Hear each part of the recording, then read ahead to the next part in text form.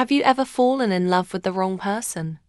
Or met someone who made your heart confused between love and security? Today's story will make you think deeply about that. Welcome to U30 Learn English. I'm so happy you're here. Today we'll practice English listening and shadowing slowly through a story called My Boss Loves Me, but I already have a boyfriend. Let's relax, listen carefully, and speak along with me to improve your English naturally. Are you ready? Let's begin. It was a Monday morning, the first day of my new life. I had just finished university and was looking for a job. My best friend Lily told me about a position at a marketing company. They are hiring a new assistant, she said. You're perfect for it. The boss is serious, but he's fair. You'll do great. I was nervous but excited. I spent the night before preparing my clothes and my documents. I wanted everything to be perfect. But life doesn't always go as we plan. That morning, the traffic was terrible. Buses, cars, motorbikes, all stuck in one place. I looked at the time again and again. 9:10, 9:20, 9:30. I was late for my first interview. My heart was beating fast. I wanted to cry. When the car finally stopped, I ran out quickly, holding my folder and trying to look normal. I rushed into the building, straight to the elevator. But then, suddenly I bumped into someone. My papers flew everywhere. Oh no, I'm so sorry, I said quickly, picking them up. The man I bumped into looked to be around 50. He had short grey hair, a serious face, and wore a dark blue suit. He didn't look angry, just surprised. He asked softly, "Are you okay?" "Yes, sir, I'm fine. I'm just late for my interview," I said nervously. He smiled a little. "I see. Then don't worry too much. Just take a deep breath." He helped me pick up my papers, nodded politely, and walked away. I thanked him, took another deep breath, and went upstairs. When I entered the interview room, I almost froze.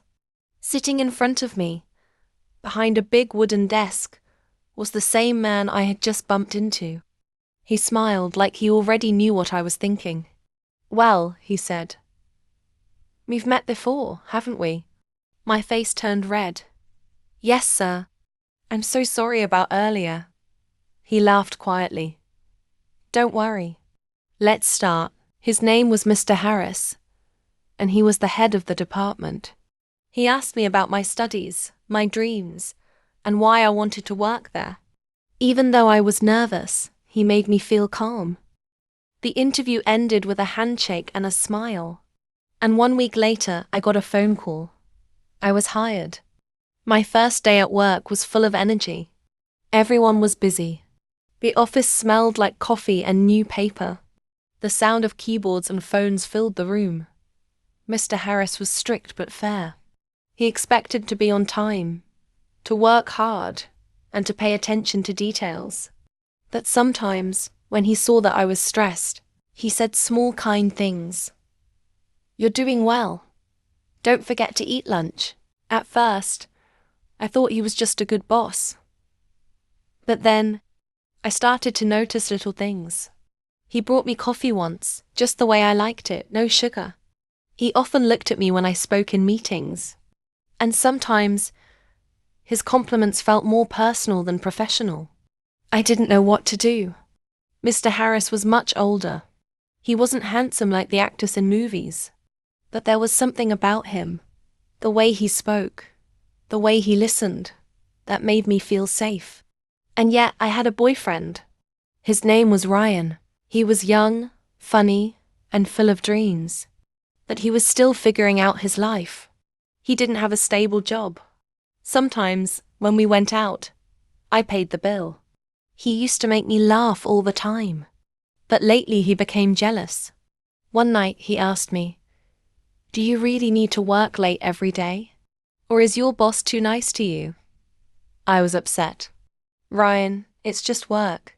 He's my boss, nothing more." But deep inside, I felt something I didn't want to admit. I liked the attention. One evening, it started raining heavily after work. Most people had already left. I was waiting for the rain to stop, but it only got worse. Then, Mr. Harris appeared at my desk. "You shouldn't stay here alone," he said. "Let me drive you home." I tried to say no, but he insisted. In the car, it was quiet. The sound of rain filled the silence. After a few minutes, he spoke softly. "You remind me of my younger self. Full of energy, full of dreams." I smiled, not knowing what to say. Then he added, "It's been a long time since I met someone who makes me feel alive again." My heart stopped for a second. He wasn't flirting. His voice was calm, honest, a little sad. When we reached my house, he said, "Good night, Emily. Get some rest." I thanked him and stepped out into the rain. My mind was full of noise, thoughts, doubts, and questions I didn't want to ask.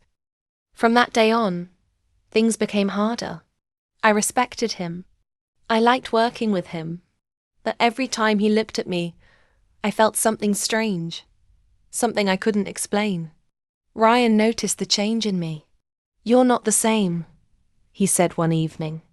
"You think too much about him." I wanted to deny it, but I couldn't. I cared about both men in different ways. Ryan was passion. Mr. Harris was calm. Ryan made me laugh. Mr. Harris made me think. I was stuck between two worlds, between youth and maturity, between comfort and excitement. One Friday evening, after everyone had gone home, I was still in the office finishing a report. Mr. Harris walked in. "Still working?" he asked gently. "Yes, I want to make sure everything is perfect," he smiled. "You always do." Then there was silence. I could feel his eyes on me. The room felt smaller. "Emily," he said finally, "I don't want to make things difficult for you. But I care about you. More than I should." My heart beat fast. I didn't know how to answer. "Why me?" I whispered. He looked down for a second. "Because you remind me what it means to care again." I felt tears in my eyes. "Mr. Harris, I have a boyfriend." He nodded. "I know. That's why I've never crossed the line. But you should know how special you are." After that day, things changed. He treated me the same, but I could feel the distance. He was polite, professional, quiet. A few months later, I decided to leave the company. It wasn't because I didn't like it. It was because I needed space to think, to breathe. On my last day, he called me into his office. He handed me a small envelope. Inside was a letter and a silver keychain shaped like a compass. The letter said, "So you'll always find your way wherever life takes you." He smiled. "Good luck, Emily," I said softly. "Thank you, Mr. Harris, for everything." When I left the building, I looked back one last time. He was still there, standing by the window, watching quietly. It's been 3 years since that day. I have a new job now. Ryan and I are no longer together. Life moved on, as it always does. But sometimes, when I'm stuck in traffic or walking in the rain, I remember that morning. The day I bumped into a stranger who became my boss, and changed the way I understood love, kindness, and choices. Maybe we meet some people not to stay with them forever, but to learn something about ourselves. Mr. Harris taught me that love is not always romantic. Sometimes it's quiet, respectful, and unspoken. And sometimes that kind of love stays in your heart much longer. Thank you so much for listening until the end. I hope this story helped you practice English and think a little about love and choices in life. If you enjoyed this video, please leave a comment, like the video, and subscribe to U30 Learn English for more slow English stories and speaking practice. See you in the next video. Bye for now.